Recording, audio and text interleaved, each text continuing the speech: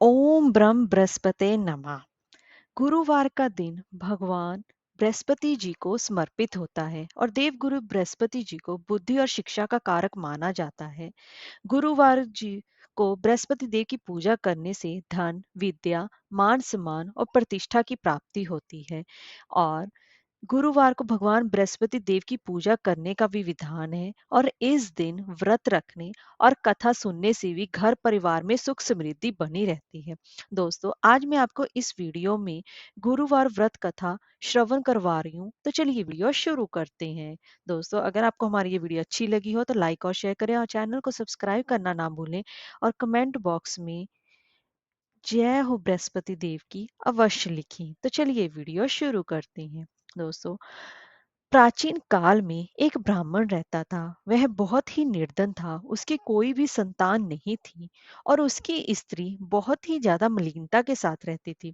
वह ना ही तो स्नान करती थी और ना ही किसी देवता का पूजन अर्चन करती थी। इससे ब्राह्मण देवता बड़े ही दुखी रहते थे। बेचारे बहुत कुछ कहते थे, किंतु उसका कुछ भी कोई भी परिणाम ना निकला। भगवान जी की कृपा से ब्राह्मण की स्त्री के कन्या रूपी रतन यानी कि बेटी पैदा हुई।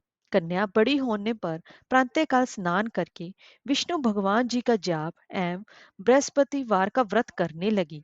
अपने पूजा पाठ को समाप्त करके अपने विद्यालय जाती तो अपनी मुट्ठी में जौ भर के ले जाती और पाठशाला के मार्ग में डालती जाती। तब ये जौ स्वर्ण के हो जाते। जब वह जाते लौटते समय वह उनको बीन कर घर ले आती थी। एक दिन वह बालिका सूप में उस सोने के जौ को फटक फटक कर साफ कर रही थी कि उसके पिता ने देख लिया और कहा, हे बेटी, सोने के जौ के लिए सोने का सूप होना चाहिए। तब दूसरे दिन ही बृहस्पतिवार था। इस कन्या ने व्रत रखा और बृहस्पति देव से प्रार्थना करके कहा, अगर मैंने आपकी पूजा सच्चे मन से की है तो मेरे लिए सोने का सूप दे दो। बृहस्पति देव ने उसकी प्रार्थना स्वीकार कर ली। रोजाना की तरह ही वह कन्या जौ फैलाती हुई जाने लगी। जब लौटकर जौ बीन रही थी तो बृहस्पति देव की कृपा से उसे सोने का सूप भी मिला। उसे वह घर ले आई और उसमें जौ साफ करने लगी, परंतु उसकी माँ का वही ढंग रहा। एक दिन की बात है, वह कन्या सोने के सूप में जौ साफ कर रही थी। उसी समय उस शहर का राजपुत्र वहां से होकर निकला। इस कन्या के रूप और कार्य को देखकर वह मोहित हो गया तथा अपने घर आकर भोजन तथा जल त्याग कर उदास होकर लेट गया। जब राजा को इस बात का पता लगा तो अपने प्रधानमंत्री के साथ वह उसके पास गए और बोले, हे बेटा, तुम्हें किस बात का कष्ट है? किसी ने तुम्हारा अपमान किया है अथवा जब कोई कारण है सो वो कहो तुम मुझसे। मैं वही कार्य करूंगा जिससे कि तुम्हें प्रसन्नता प्राप्त हो। अपने पिता की राजकुमार ने जब ये बातें सुनी तह वह बोला, मुझे आपकी कृपा से किसी बात का कोई दुख नहीं है और ना ही किसी ने मेरा कोई अपमान किया है, परंतु मैं उस लड़की से विवाह करना चाहता हूँ जो सोने के सूप में जौ साफ कर रही थी। यह सुनकर राजा आश्चर्य में पड़ गया और बोला, हे बेटा, इस तरह की कन्या का पता तुम ही लगाओ, मैं उसके साथ तेरा विवाह अवश्य ही करवा दूंगा। राजकुमार ने उस लड़की के घर का पता बतलाया। तब मंत्री उस लड़की के घर गए और ब्राह्मण देवता को सभी हाल बताया। ब्राह्मण देवता भी राजकुमार के साथ अपनी कन्या का विवाह करने के लिए तैयार हो गए तथा विधि विधान के अनुसार ब्राह्मण देव की कन्या का विवाह राजकुमार के साथ हो गया। अब कन्या के घर से जाते ही पहले की ही भांति ही उस ब्राह्मण देवता के घर में गरीबी का निवास हो गया। अब भोजन के लिए भी अन्न बड़ी मुश्किल से ही मिल पाता था। एक दिन दुखी होकर ब्राह्मण देवता अपनी पुत्री के पास गए। बेटी ने पिता की दुखी अवस्था को देखा और अपनी माँ का हाल चाल पूछा।